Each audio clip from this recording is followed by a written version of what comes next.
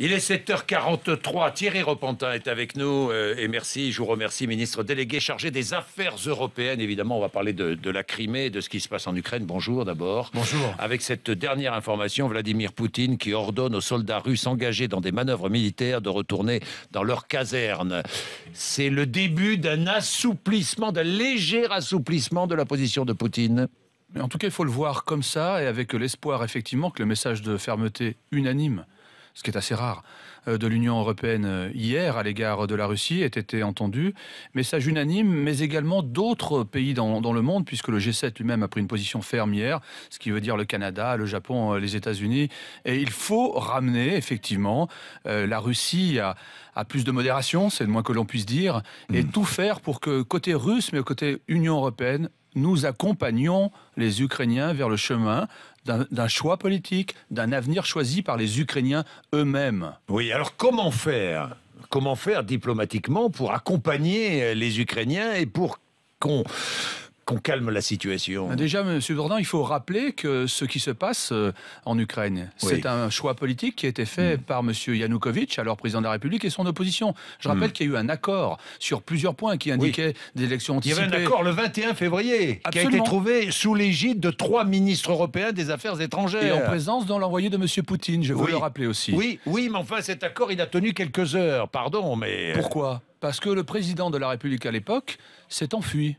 Mais dans quel pays un président de la République, sûr de son bon droit, de son autorité, il y a aussi de sa légitimité, les révolutionnaires de Maïdan qui ne voulaient pas de cet accord. Pardon, Thierry Repentin, vous le savez bien. Parce que je peux vous dire que l'accord, il a eu lieu à 6h45 le matin, le vendredi, et que nous avons attendu la journée pour l'annoncer parce qu'il a fallu avoir un certain nombre d'allers-retours, y compris avec le comité de Maïdan et la Rada, c'est-à-dire l'Assemblée nationale. Et il y a eu un accord pour signer effectivement cette sortie de crise par l'eau. Et bien maintenant, nous devons faire pression tous pour que cet accord soit strictement respecté, c'est-à-dire le changement de la Constitution, des élections libres et transparentes le 25 mai prochain, mais aussi dire au gouvernement, et ça a été dit hier par les ministres des Affaires étrangères de l'Union européenne, dire au gouvernement, assurez-vous que dans le gouvernement d'unité nationale, il y ait toutes les contrées qui soient représentées. Et même le sud-est de l'Ukraine qui est russophone ou est russophile. Et assurez-vous de la protection des minorités ethniques en Ukraine, car chacun le comprendra ici, y compris d'ailleurs cette première loi qui a été,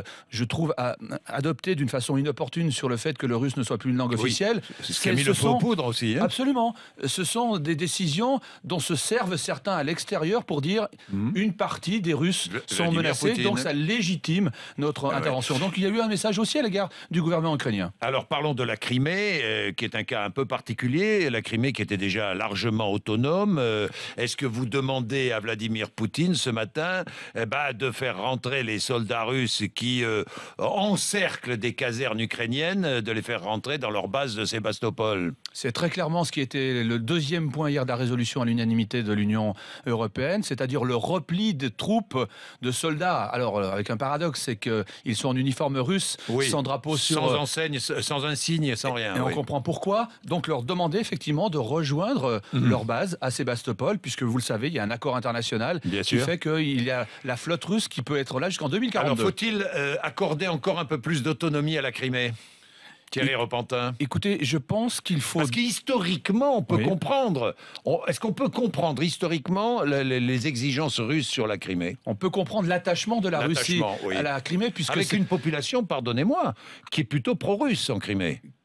Qui est russophone, majoritairement, ce qui ne veut pas dire pro-russe, russophone, c'est-à-dire on parle le russe, mais il y a une histoire, effectivement. La Crimée est ukrainienne depuis 1954, puisque Khrouchtchev l'avait donnée à l'Ukraine, en disant, en la donnant à l'Ukraine, je la garde dans mon giron, puisque l'Ukraine était membre de l'URSS à l'époque.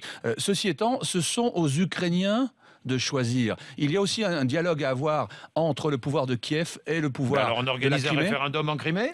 Nous organisons d'abord, c'est ce qui a été demandé, des élections présidentielles le 25 mai. Nous remettons en place une Assemblée nationale, une nouvelle constitution et nous favorisons un dialogue politique. Et chacun des Ukrainiens pourra effectivement décider, après une campagne électorale, un affrontement d'idées. C'est cela que nous souhaitons et nous devons faire une pression internationale. Yanukovych avait été élu lors d'une élection?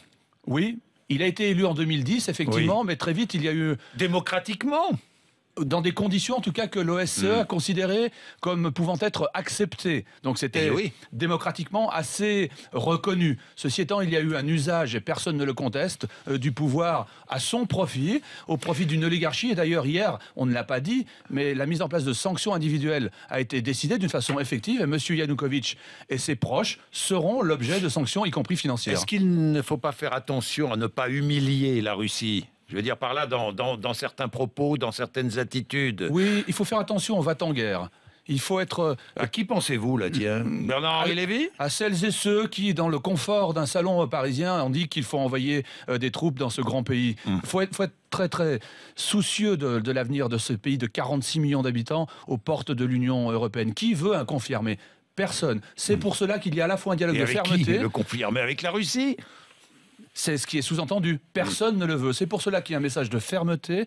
Et en même temps, nous souhaitons maintenir le dialogue avec les autorités russes, car, M. Bourdin, il n'y aura aucune solution sans les Russes ou contre les Russes, mais avec les Russes sur le devenir de l'Ukraine. Et il faut faire comprendre à la Russie que c'est l'intérêt aussi de ce pays que d'avoir un grand pays de 46 millions qui fasse le lien entre l'Union européenne, qui se développe économiquement parlant. C'est aussi l'intérêt économique de la Russie, qui, on le voit depuis hier d'ailleurs, sur la scène internationale financière, souffre de cette intervention avec une dévaluation de la rouble, avec la bourse... Du rouble, oui, mais ça va un peu mieux ce matin. Ça va un peu mieux. La bourse de Moscou est en hausse de plus de 3%. Je vais en parler. Merci Thierry Repentin. Merci à vous. Merci beaucoup. Je vais en parler avec Jean-Marc Daniel dans un instant d'ailleurs. Allez, il est 8h moins 10. Vous êtes sur RMC.